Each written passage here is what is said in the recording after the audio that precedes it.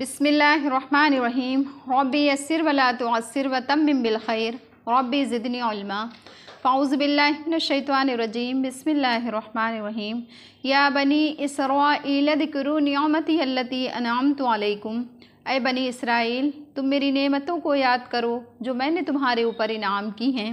व औफ़ू बिअहदी ऊफ़ि बिअहदिकुम, और तुम मेरे अहद को पूरा करो, मैं तुम्हारे अहद को पूरा करूँगा। व इय्याया फ़रहबून, और तुम मुझी से डरते रहो। व आमिनू बिमा अंज़लतु मुसद्दिक़न लिमा माअकुम, और तुम ईमान ले आओ उस चीज़ पर जो मैंने नाजिल किया है, और वो तस्दीक करने वाली है, सच बताने वाली है उस किताब को भी जो तुम्हारे पास है। वला तकूनू अव्वला काफिरिन बिही, और तुम सबसे पहले इनकार करने वालों में से मत हो जाओ। वला तश्तरू बि आयाति समनन कलीला, और तुम मेरी आयतों के ज़रिए से चंद कीमत मत उसूल करो, थोड़ी कीमत मत उसूल करो मेरी आयतों के ज़रिए से।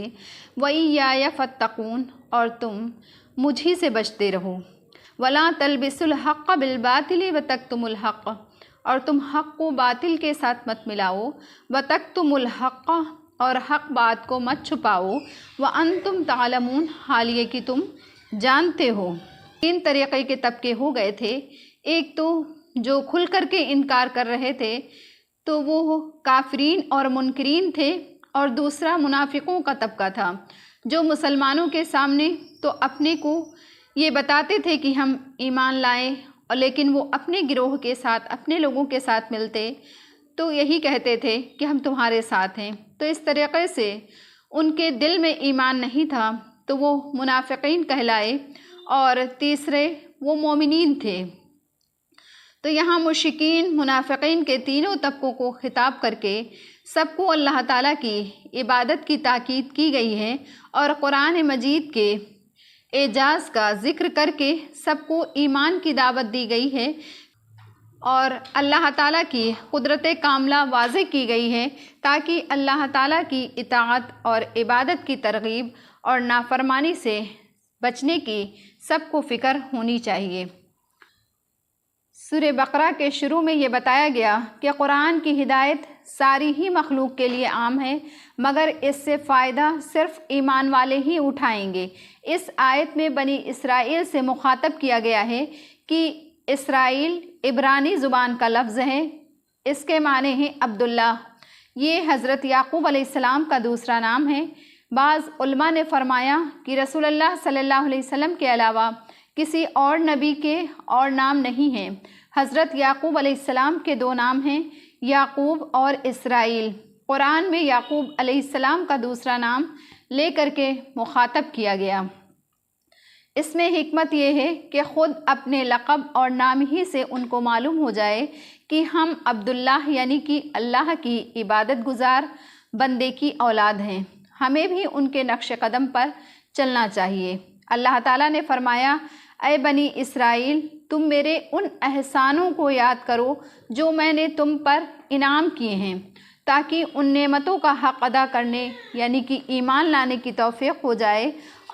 और आगे तरीक़ा बताते हैं कि मेरे अहद को पूरा करो, यानी तौरेत में जो मुआहिदा गुज़रा है कि हमारे रसूलों पर ईमान लाओ, जिनमें हमारे रसूल अल्लाह सल्लल्लाहु अलैहि वसल्लम खुसूसियत से दाखिल हैं। नेज़ नमाज, ज़कात और सदक़ात भी इस अहद में शामिल हैं, जिनका खुलासा रसूल अल्लाह सल्लल्लाहु अलैहि वसल्लम पर ईमान और आप सल्लल्लाहु अलैहि वसल्लम की पूरी तरह से पैरवी करना है।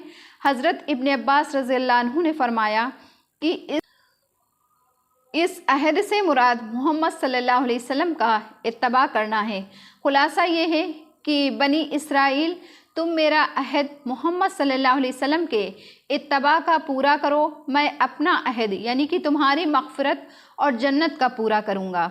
अहद का साफ मतलब ये बताया गया कि ईमान ले आओ उस किताब पर जो मैंने नाजिल की है, यानी कि कुरान करीम पर, और फरमाया तुम्हें उसके मानने से वैसे भी वहशत नहीं होनी चाहिए, खौफ नहीं खाना चाहिए। हमने कुरान को इस हालत और इस सिफत के साथ नाजिल किया है कि वो सच बताने वाली है उस किताब को भी जो तुम्हारे पास है। कि तौरेत के किताब इलाही होने की वो तस्दीक करती है। इस आयत से मालूम हुआ कि वादे को पूरा करना ज़रूरी है और वादे को तोड़ना ये हराम है। रसूल अल्लाह सल्लल्लाहु अलैहि वसल्लम ने इरशाद फरमाया कि वादा तोड़ने वालों को जो सज़ा आखिरत में मिलेगी उससे पहले ही एक सज़ा ये दी जाएगी कि महशर के मैदान में जहाँ सब अव्वलीन आखरीन जमा होंगे, वादा तोड़ने वाले पर एक झंडा बतौर निशानी के लगा दिया जाएगा और जितनी बड़ी वादा खिलाफ़ी की होगी उतना ही ऊंचा झंडा होगा और इस तरह से उनको मैदान हश्र में रुस्वा और शर्मिंदा किया जाएगा। अव्वला काफिरिम बिही, इस आयत में ये कहा गया कि पहले इनकार करने वालों में से मत हो जाओ। इसमें इशारा इस तरफ है कि जो शख्स पहले कुफ्र अख्तियार करेगा तो बाद में उसको देख करके जो भी कुफ्र में मुब्तला होगा उसका वबाल उस शख्स पर पड़ेगा। इस तरह से उसका अज़ाब दोगुना हो जाएगा। इससे मालूम हुआ कि जो शख्स दुनिया में दूसरों के लिए किसी गुनाह में मुब्तला होने का सबब बनता है तो जितने आदमी गुनाह करेंगे उस सब का गुनाह उसको भी पड़ेगा। इसी तरह से जो शख्स दूसरों के लिए किसी नेकी का सबब बन जाए तो जितने आदमी उसकी वजह से नेक अमल करेंगे उसका सवाब उस पहले शख्स को भी मिलेगा। ला तश्तरू बि आयाती समनन कलीला, यानी कि तुम मेरी आयत पर थोड़ी कीमत मत उसूल करो। इस आयत में अल्लाह की आयत के बदले में कीमत लेने को मना किया गया है। इसका मतलब वही है जो आयत से मालूम होता है कि लोगों की मर्ज़ी और उनकी ज़रूरतों की खातिर अल्लाह की आयत का मतलब गलत बता करके या छुपा करके लोगों से पैसे लिए जाएं तो ये काम बइज्माए उम्मत हराम है। सही तरीक़े से कुरान की तालीम दे करके उजरत लेना आज के दौर में जायज़ है। वला तश्तरू बि आयाती समनन कलीला, इस आयत में कुरान की आयत के बदले में कीमत लेने को मना किया गया है कि लोगों की मर्ज़ी और उनके मकसदों की खातिर अल्लाह की आयत का गलत मतलब बता करके या छुपा करके लोगों से पैसे लिए जाएं तो ऐसा करना सभी अइम्मा के नज़दीक हराम फेल है। रहा ये मामला कि आयत का सही मतलब बता करके या पढ़ा करके पैसे लेना कैसा है तो फ़ुक़हाए उम्मत का इसमें इख्तिलाफ़ है।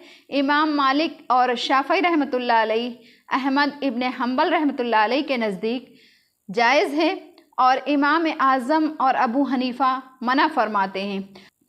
लेकिन हालात को देखने के बाद मुताख़िरीन हनफिया ने तालीम कुरान पर उजरत लेना जायज़ करार दिया है और अल्लाह कह रहा है कि मुझे से डरते रहो, यानी हर मामले में तुम्हारी ये नज़र होनी चाहिए कि अल्लाह मुझे देख रहा है। वला तलबिसुल हक़्क़ बिल बातिली व तक्तुमुल हक़्क़ व अंतुम तालमून, इससे साबित हुआ कि हक़ बात को गलत बातों के साथ मिला करके मत पेश करो जिससे सामने वाला शक में पड़ जाए। ये दुरुस्त नहीं है। इस तरह से किसी लालच में आ करके हक़ बात को छुपाना या किसी खौफ की वजह से हक़ बात को छुपाना तो ये जायज़ नहीं है। इमाम कुर्तुबी रहमतुल्लाह अलैह ने हक़ बात को छुपाने के बारे में एक वाक़या तफसील के साथ बयान किया है।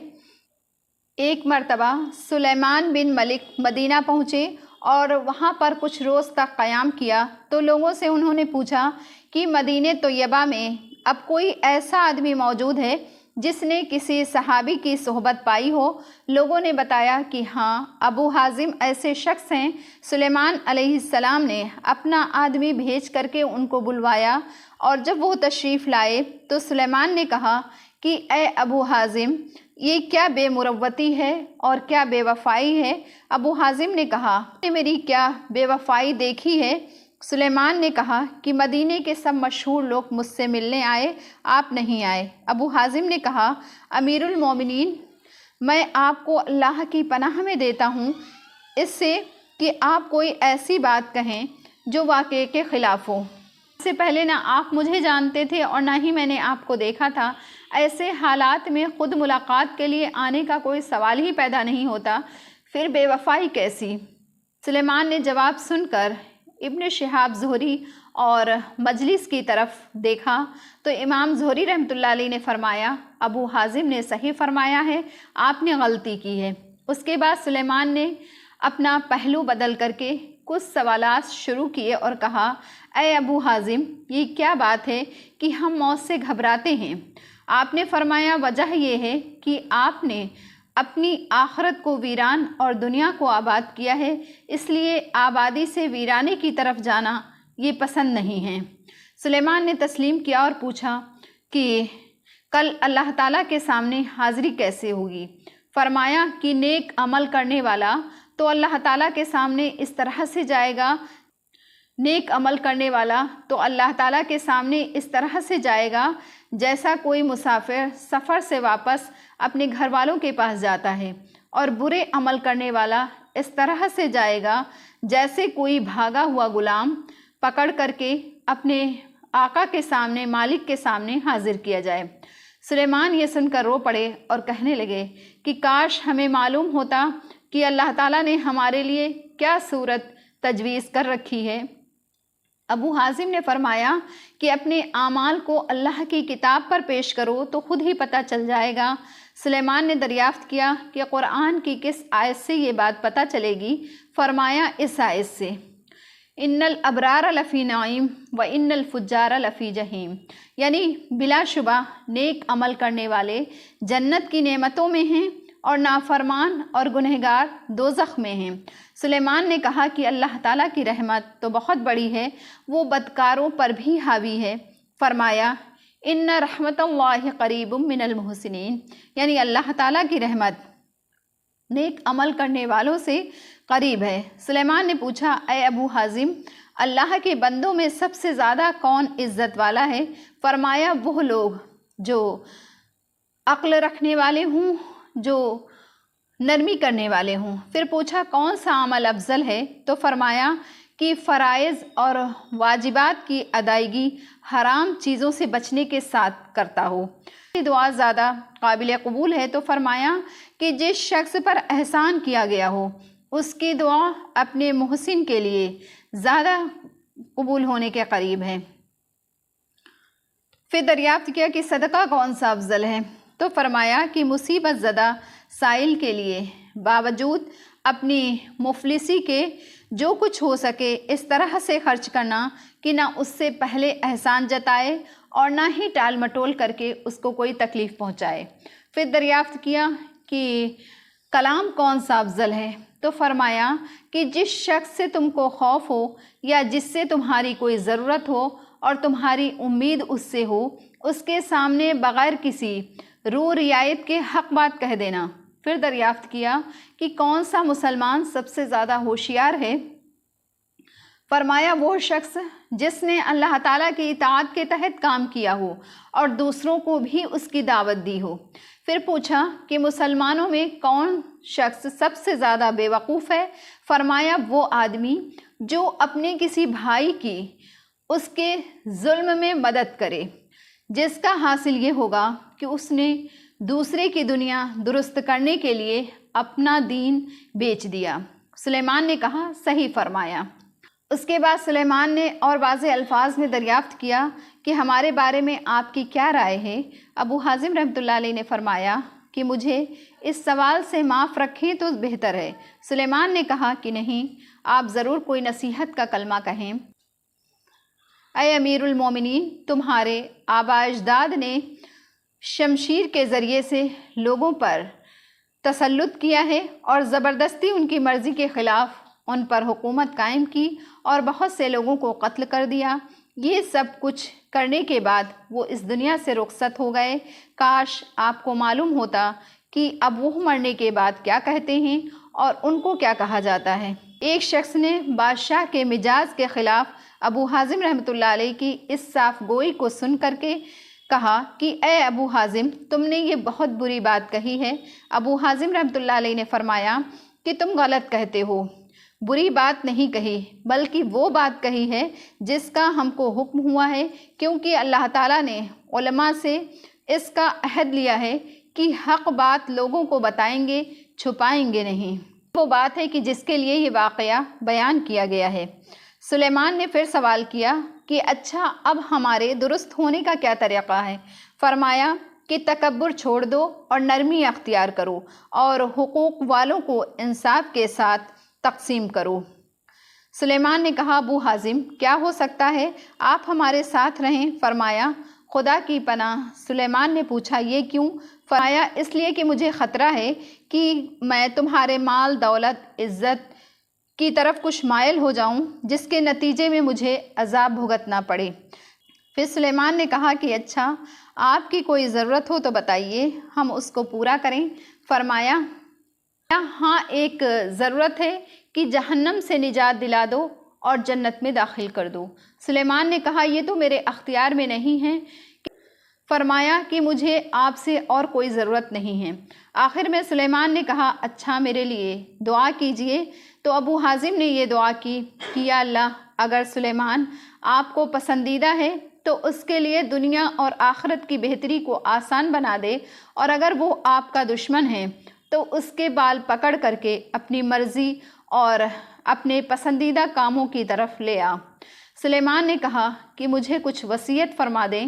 ارشاد فرمایا کہ مختصر یہ ہے کہ اپنے رب کی عظمت اور جلال اس درجے میں رکھو کہ وہ تمہیں اس مقام پر نہ دیکھے جس سے منع کیا گیا ہے، اور اس مقام سے غیر حاضر نہ پائے جس کی طرف آنے کا اس نے حکم دیا ہے۔